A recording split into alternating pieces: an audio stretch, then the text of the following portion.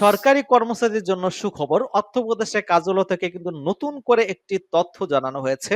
সরকারি কর্মকর্তা কর্মচারীদের বেতন ভাতা বৃদ্ধি করা হবে কিনা বা কত শতাংশ সর্বোচ্চ এবং সর্বনিম্ন কত শতাংশ বৃদ্ধি করা হচ্ছে এবং মহার্ঘ ভাতার সর্বশেষ আপডেট তথ্য কি রয়েছে আজকের এই ভিডিওতে আমরা আপনাদেরকে জানানোর চেষ্টা করব। ভিডিওটি সকলের জন্য গুরুত্বপূর্ণ, অবশ্যই ভিডিওটি প্রথম থেকে শেষ পর্যন্ত দেখবেন। এবং মহার্ঘ ভাতার বাজেট ৭,০০০ কোটি টাকা নির্ধারণ করা হয়েছে এবং ৭ ফেব্রুয়ারি ২০২৫-এ মহাসমাবেশে ডাক দেওয়া হয়েছে।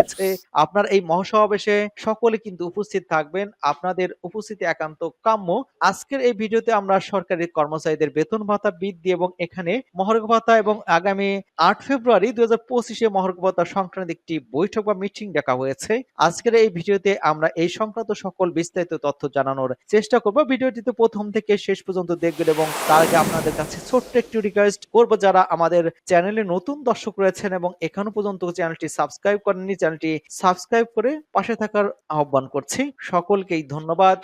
তো চলুন মূল আলোচনা। এখানে যেটা বলা হচ্ছে যে আগামী ২০২৫-২৬ অর্থ বছরে বাজেটে বড় ধরনের পরিবর্তন আনা হচ্ছে। ক্ষমতাচ্যুত প্রধানমন্ত্রী শেখ হাসিনা সরকার গত ২৫ বছর ধরে উচ্চাভিলাষী বাজেট প্রণয়ন করলেও তা পুরোপুরি বাস্তবায়ন করা সম্ভব হয়নি। বছরের শেষ সময় এসে বাজেট কাটছাঁট করতে হবে, তবে অন্তর্বর্তী সরকার বাস্তবসম্মত বাজেট তৈরির পরিকল্পনা করেছে।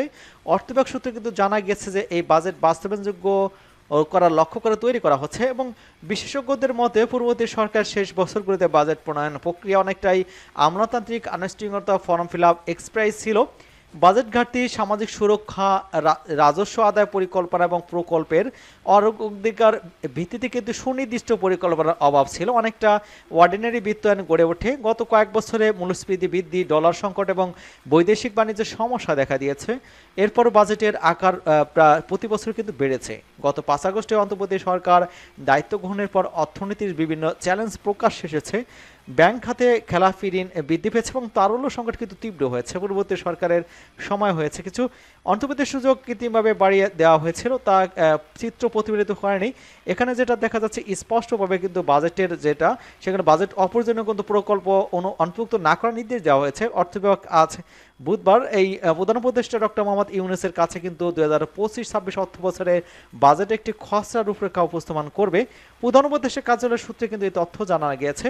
উপদেষ্টা ডক্টর সালাউদ্দিনের নেতৃত্বে কিন্তু পরিকল্পনা উপদেষ্টা ওয়াহিদ্দিন মাহমুদ, অর্থ বিভাগের সদস্য খায়রুজ্জামান মজুমদার, রাজস্ব বোর্ডের চেয়ারম্যান আব্দুর রহমান খানসহ কিন্তু এখানে উপস্থিত ছিলেন অনেকে। এখানে কিন্তু স্পষ্টভাবে বলে দেওয়া হয়েছে যে এই বছর বাজেট কিন্তু রয়েছে ২০২৫-২৪-২৫ বছরের বাজেট আকার ছিল ৭,৯৭,০০০ কোটি টাকা। এর মধ্যে কিন্তু রাজস্ব আয়ের লক্ষ্য ধরা হয়েছিল ৫,৪১,০০০ টাকা। এখানে যেটা বলা হচ্ছে যে অতিরিক্ত কিন্তু ৭,০০০ কোটি টাকা লাগবে সরকারি চাকরির মহার্ঘ ভাতা দেওয়ার উপলক্ষে।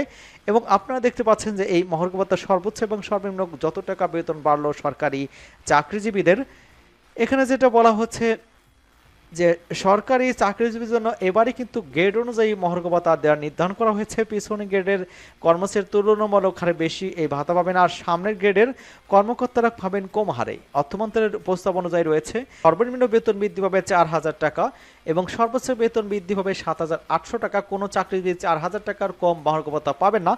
মহার্ঘ ভাতা কার্যকর হওয়ার পর আগের সরকার দেওয়া যে ৫% বিশেষ সুবিধা ছিল সেই সুবিধা কিন্তু আর বহাল থাকবে না এবং পেনশনভোগী কর্মকর্তা কর্মচারীরা কিন্তু এই মহার্ঘ ভাতা পাবেন না। ইনক্রিমেন্টের সময় এটা মূল বেতনের সাথে যুক্ত হবে।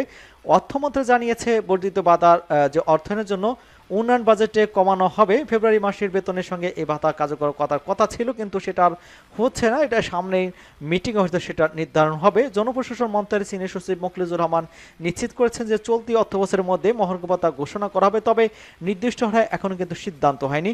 ২০১৫ সালে পে স্কেলের পর থেকে সরকারি চাকরিজীবীর বেতন বাড়েনি, কিন্তু এই সময় নিত্য প্রয়োজনীয় দ্রব্যের মূল্যের দাম চাপ বেড়েছে এবং এই পরিস্থিতির মোকাবেলায় চাকরিজীবী দীর্ঘদিন ধরে মহার্ঘ ভাতার দাবি জানিয়ে আসছিলেন। মহার্ঘ ভাতা নির্ধারণে গঠিত কমিটি জাতীয় বেতন স্কেল ২০১৫-এর আওতায় মহার্ঘ ভাতার প্রযোজ্যতা এবং প্রাপ্যতার বিষয়ে পর্যালোচনার সুপারিশ করেছে। অর্থ মন্ত্রণালয় জানিয়েছে বর্ধিত ভাতার অর্থায়নের জন্য উন্নয়ন বাজেট কমানো হবে।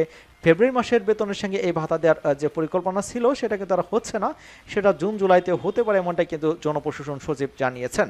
এবং এই যে ২০১৫ সালে পে স্কেলের পর থেকে সরকার চাকরিজীবী বেতন বাড়েনি, কিন্তু এইসব নিত্য প্রয়োজনীয় দ্রব্যের দাম কিন্তু অনেক বেড়েছে এবং মহার্ঘ ভাতা নির্ধারণে গঠিত কমিটি জাতীয় বেতন স্কেল ২০১৫-এর আওতায় কিন্তু মহার্ঘ ভাতা প্রযোজ্যতা এবং প্রাপ্যতার বিষয়ে পর্যালোচনার সুপারিশ করবেন। এবং আগামী ৮ই ফেব্রুয়ারি ২০২৫ তারিখে মহার্ঘ ভাতা সংক্রান্ত একটা মিটিং রয়েছে, অনুষ্ঠিত হওয়ার কথা রয়েছে।